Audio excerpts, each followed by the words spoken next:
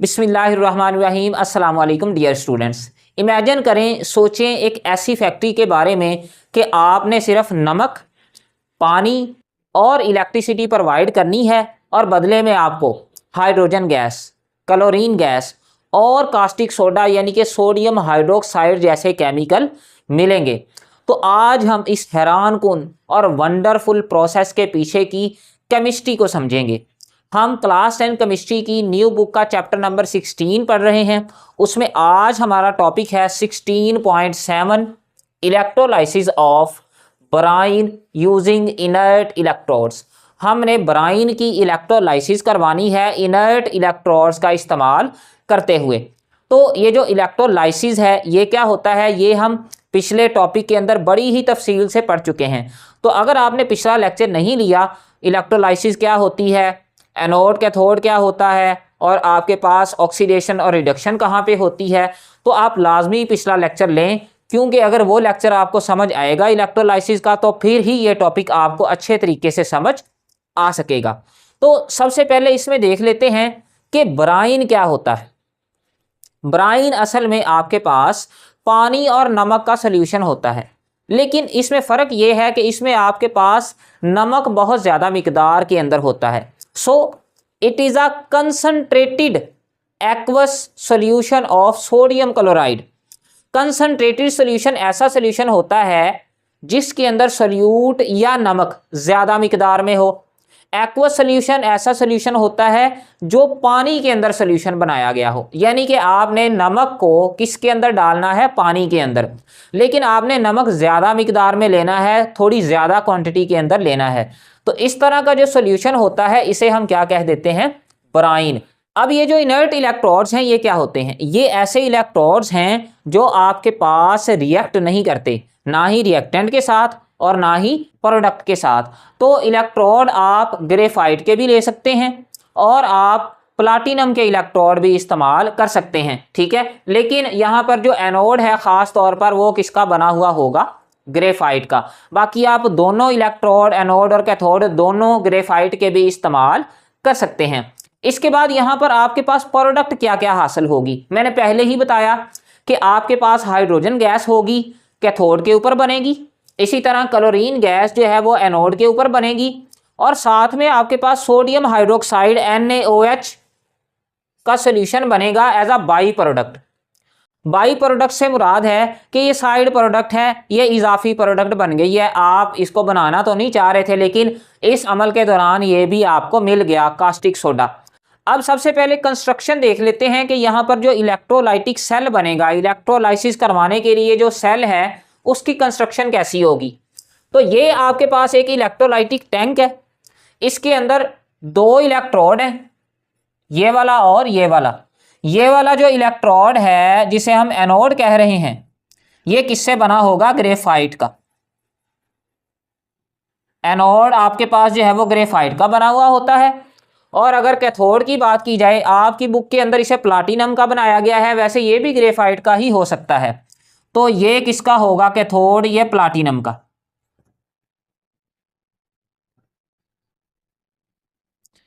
तो इस तरह इसके अंदर एक एनोड होगा और एक क्या होगा, कैथोड, यानी कि दो इलेक्ट्रोड होंगे। जो एनोड है वो ग्रेफाइट का बना हुआ होगा और जो कैथोड है वो आपके पास किसका बना हुआ होगा, प्लाटिनम का। अब इसी के साथ यहाँ पर एक बैटरी है। बैटरी बनाने का तरीका भी देख लें। ये जो बड़ी लाइन है आपके पास ये पॉजिटिव चार्ज को शो करती है, ठीक है, और ये जो छोटी लाइन है ये नेगेटिव को, तो पॉजिटिव नेगेटिव इस तरह से। तो आप देखें कि एनोड जो है इसके ऊपर पॉजिटिव चार्ज है, इसका मतलब ये बैटरी के पॉजिटिव एंड से जुड़ा हुआ है। तो ये देखें, ये बड़ी लाइन के साथ आपने एनोड को जोड़ना है। इसी तरह ये जो कैथोड है आपके पास, इसके ऊपर नेगेटिव चार्ज है, तो ये बैटरी के नेगेटिव एंड से जुड़ा हुआ है। छोटी लाइन के साथ आपने इसको अटैच करना है, ठीक है। तो आपने दोनों साइडों पे बड़ी लाइनें या दोनों साइडों पे छोटी लाइनें नहीं लगानी। आपने एक लाइन बड़ी, एक छोटी, फिर बड़ी, फिर छोटी, इस तरह से आप लाइनें लगाएं और एंड पे यहाँ पे छोटी रखें कैथोड वाली साइड पे और बड़ी लाइन रखें एनोड वाली साइड पे। इसी के साथ साथ आपको यहाँ पर इलेक्ट्रॉन नज़र आ रहे हैं। बैटरी क्या कर रही है, इलेक्ट्रॉन को एनोड से ले रही है और किसको प्रोवाइड कर रही है, कैथोड को। उसी वजह से एनोड के ऊपर कौन सा चार्ज आ गया, पॉजिटिव, और कैथोड के ऊपर कौन सा चार्ज आ गया, नेगेटिव। इसके साथ साथ यहां पर एक इलेक्ट्रोलाइट भी मौजूद है। इलेक्ट्रोलाइट यहां पर क्या होगा, वो ब्राइन है, यानी कि सोडियम क्लोराइड का सॉल्यूशन है। तो इलेक्ट्रोलाइट के अंदर कौन कौन से यहां पर आपके पास आयंस होंगे, क्योंकि सोडियम क्लोराइड का सॉल्यूशन है तो आपके पास यहां पर सोडियम के आयन होंगे, साथ ही साथ क्लोराइड के आयंस भी होंगे, साथ ही साथ क्योंकि पानी भी मौजूद है आपके पास, एक तो सोडियम क्लोराइड का सॉल्यूशन है तो उसमें पानी तो ऑटोमेटिकली होगा, तो इसका मतलब है यहां पर हाइड्रोजन और OH नेगेटिव। तो ये 4 किस्म के आयंस आपके पास यहां पर मौजूद होंगे।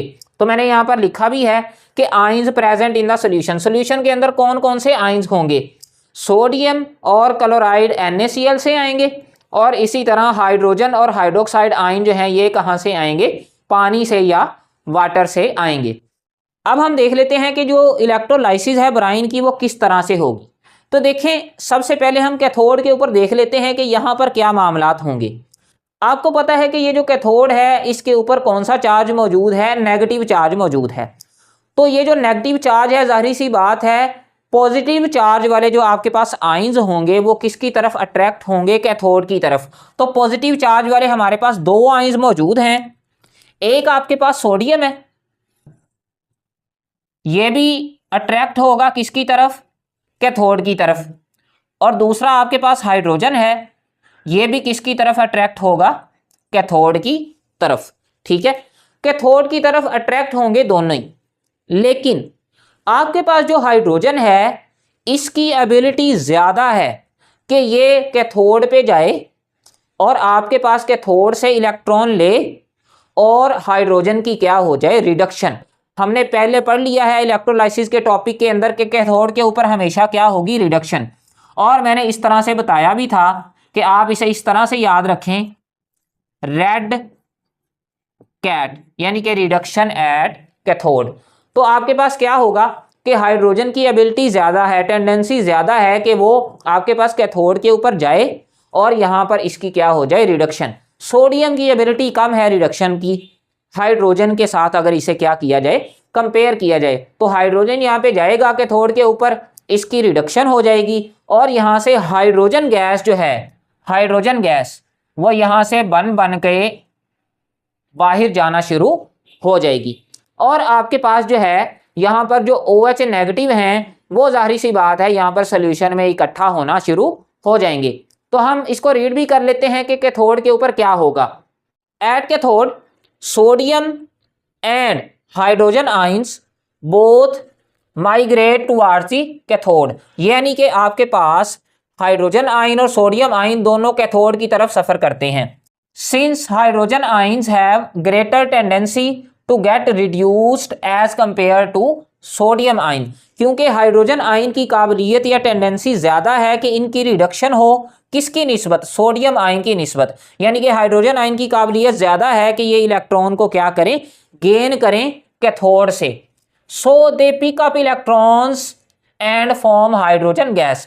तो लिहाजा जो हाइड्रोजन आयंस हैं ये कैथोड के ऊपर जाते हैं और किसके अंदर बदल जाते हैं, हाइड्रोजन गैस के अंदर, और इनके ऊपर जो पॉजिटिव चार्ज है ये भी खत्म हो जाता है हाइड्रोजन के ऊपर, और इसी के साथ साथ कैथोड के ऊपर क्या हो जाती है, रिडक्शन। और यहाँ पर जो कैथोड के ऊपर केमिकल रिएक्शन होगा वो क्या होगा, इसको बड़े गौर से देखें आप। ये आपके पास हाइड्रोजन है, तो आपके पास हाइड्रोजन के जो आयंस हैं ये क्या करेंगे, इलेक्ट्रॉन को गेन करेंगे। ठीक है, और इलेक्ट्रॉन गेन करने के साथ ही किसके अंदर बदल जाएंगे, हाइड्रोजन गैस के अंदर। ठीक है, तो हाइड्रोजन ने इलेक्ट्रॉन गेन किए, इनकी क्या हो गई, रिडक्शन। एक और तरीके से भी ये केमिकल रिएक्शन जो है वो लिखा जा सकता है, आपकी बुक ने इसे लिखा है कि आप पूरा का पूरा यहाँ पे वाटर बना दें, ठीक है, और इसको 2 इलेक्ट्रॉन दे दें, तो रिएक्शन के बाद क्या होगा कि यहाँ पर आपके पास हाइड्रोजन गैस बनेगी और साथ ही साथ आपके पास हाइड्रोक्साइड आयन जो है वो यहाँ पे क्या हो जाएंगे, प्रोड्यूस हो जाएंगे। तो इस तरह से भी आप इस रिएक्शन को लिख सकते हैं। हाइड्रोक्साइड आयन भी यहाँ पर जाहिर सी बात है ये 2 ही प्रोड्यूस होंगे। तो ये आप ये रिएक्शन याद कर लें। या ये रिएक्शन याद कर लें, दोनों ही ठीक है, लेकिन ऊपर वाला जो है वो ज़्यादा बेस्ट है, बेटर है। अब होगा क्या, अब क्योंकि यहाँ पर जो हाइड्रोजन के जो आयन हैं वो हाइड्रोजन गैस में बदल गए, हाइड्रोजन के आयन जो है वो कैथोड के ऊपर जाके डिस्चार्ज हो गई। डिस्चार्ज का मतलब है हाइड्रोजन जो आयन है इन्होंने अपना चार्ज जो है वो ख़त्म कर लिया। पॉजिटिव चार्ज था, अब इनके ऊपर कोई चार्ज मौजूद नहीं है, तो जिसकी वजह से क्या होगा कि जो पानी का आयोनिक इक्विलिब्रियम है वो बिगड़ जाएगा। पानी, जाहिर सी बात है, पानी यहाँ पर हाइड्रोजन और हाइड्रोक्साइड आयन की फॉर्म में क्या है, मौजूद है। तो जब हाइड्रोजन आयन यहाँ से निकलेंगे तो पीछे आपके पास पानी की जो आयोनिक इक्विलिब्रियम है, पानी के जो आयन्स हैं उनकी तादाद कम हो जाएगी, तो और ज़्यादा जो पानी है वो किसके अंदर बदलना शुरू हो जाएगा, हाइड्रोजन और हाइड्रोक्साइड आयन के अंदर, हाइड्रोजन और OH नेगेटिव आयन्स के अंदर। तो यही बात मैंने यहाँ पे लिखी है, the ionic equilibrium of water is thus disturbed due to the discharge of H positive ion. ठीक है, तो आपके पास इक्विलिब्रियम है पानी की, जो आयोनिक इक्विलिब्रियम है वो डिस्टर्ब हो गई है, यानी कि आयन जो हैं वो कम ज़्यादा हो गए हैं। आपके पास हाइड्रोजन आयन जो हैं वो निकल गए हैं यहाँ से हाइड्रोजन गैस बन के, ठीक है, और डिस्चार्ज हो गए हैं हाइड्रोजन के आयन। डिस्चार्ज का मतलब है कि इनके ऊपर जो पॉजिटिव चार्ज था ये क्या हो गया, ख़त्म। हाइड्रोजन आयन कैथोड के ऊपर गए, इन्होंने इलेक्ट्रॉन लिए, इनके ऊपर पॉजिटिव चार्ज खत्म हो गया और ये हाइड्रोजन गैस बन के यहाँ से निकल गए। तो इस डिस्चार्ज ऑफ हाइड्रोजन आयन की वजह से यहाँ पर आयोनिक इक्विलिब्रियम क्या हो गई, डिस्टर्ब पानी के अंदर। तो फिर क्या होगा, more hydrogen molecules are ionised, तो और ज़्यादा पानी के जो मॉलिक्यूल यहाँ पर मौजूद हैं वो आयन्स के अंदर बदल जाएंगे, यानी कि हाइड्रोजन और हाइड्रोक्साइड आयन्स बन जाएंगे, टू रिस्टोर इट, ताकि जो आयोनिक इक्विलिब्रियम है वो उसे क्या किया जा सके, रिस्टोर किया जा सके। इसी के साथ साथ जो हाइड्रोक्साइड आयन है वो भी सॉल्यूशन के अंदर ज़्यादा होते जाएंगे, OH नेगेटिव आयन। क्यों, क्योंकि हाइड्रोजन आयन जो हैं वो यहाँ से निकलते जा रहे हैं हाइड्रोजन गैस बनकर। तो हम क्या लिखेंगे, द सोल्यूशन बिकम्स अल्कलाइन, ये जो सोल्यूशन है ये अल्कलाइन बन जाता है, बेसिक बन जाता है, due to the formation of hydroxide ion. OH negative ion यहाँ पे बनते हैं, जिसकी वजह से आपका जो सोल्यूशन है वो क्या हो जाता है, बेसिक हो जाता है, और ये OH नेगेटिव आयन जो है वो यहाँ पर इकट्ठे होना शुरू हो जाते हैं। तो पेपर में ये सवाल आ सकता है आपको कि जो आपके पास यहाँ पर जो सोल्यूशन है ये बेसिक क्यों हो जाता है आपके पास जब इलेक्ट्रोलाइसिस ऑफ ब्राइन करवाई जाए। तो क्योंकि यहाँ पर हाइड्रोक्साइड आयन जो हैं वो बनते हैं और यहाँ पर इकट्ठा होना शुरू हो जाते हैं, तो इसी वजह से जो आपका सोल्यूशन है वो क्या हो जाता है, बेसिक हो जाता है। अब हम देख लेते हैं कि एनोड के ऊपर क्या होता है। जाहिर सी बात है, एनोड जो है इसके ऊपर कौन सा चार्ज है डियर स्टूडेंट्स, पॉजिटिव। तो एनोड जो है नेगेटिव चार्ज पार्टिकल्स को अपनी तरफ क्या करेगा, अट्रैक्ट। तो नेगेटिव चार्ज पार्टिकल जो है OH नेगेटिव आयन वो भी किसकी तरफ सफ़र करेंगे, एनोड की तरफ, और Cl नेगेटिव यानी कि क्लोराइड आयन जो है ये भी किसकी तरफ सफ़र करेंगे, आपके पास एनोड की तरफ। लेकिन हमने कंसनट्रेटेड सॉल्यूशन लिया है, यानी कि आपके पास क्लोराइड आयन की तादाद बहुत ही ज़्यादा है, हमने सोडियम क्लोराइड ज़्यादा तादाद में यहाँ पर लिया हुआ है, जिसकी वजह से क्या होता है कि जो OH नेगेटिव है इनकी ऑक्सीडेशन नहीं होती। अगर इनकी ऑक्सीडेशन हो तो आपके पास ऑक्सीजन गैस बने।